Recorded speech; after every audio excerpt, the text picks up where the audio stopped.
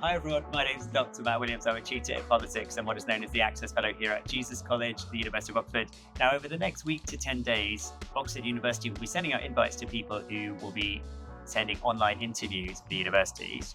But those will go out to about 30 to 40% of those who've applied, meaning that the majority of people who've applied to Oxford won't be invited to interview. And so this is a video about what to do if you're not invited to an interview at the University of Oxford or Cambridge or any medical schools you might be applying to, because it can be incredibly disappointing. When I applied to Cambridge as a 17-year-old, I didn't get in and I was terribly disappointed. And I know that some people are not only disappointed, they're sometimes embarrassed, they don't want to tell other people.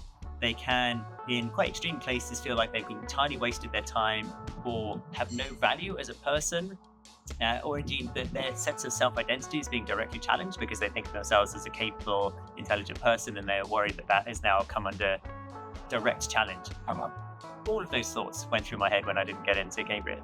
And so I'm trying to reach out to those of you who might be in a similar situation over the coming days to try and sort of say, I strongly feel like you've already won. Even if you have just applied to a university like Oxford and Cambridge, that's an enormous achievement. I mean, I say you've just applied. That takes a huge amount of guts and grit and determination and capacity, which most people just don't have. And I would strongly argue you have already won, regardless of whether you've been invited to interview. The way I like to analogize it is that applying to a very competitive university is like trying to climb a huge mountain.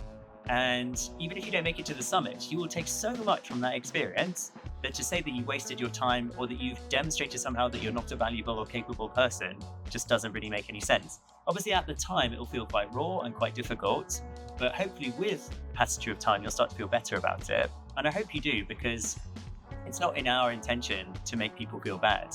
And having now been an admissions tutor, so I've been on both sides of it, I know that when we say that sadly we can't invite a certain person to interview, it's not because they are miles off track. It's usually on tiny marginal differences based off the fact that the applications are highly competitive. So please be kind to yourself. If you've applied, if you've put yourself out there, if you've done something difficult and maybe had a setback, then that's okay. Failing at things is a part of life, and it's not even a bad part of life. When we hire people for proper jobs, we look for experience. And experience is just a fancy way of saying we look for people who failed.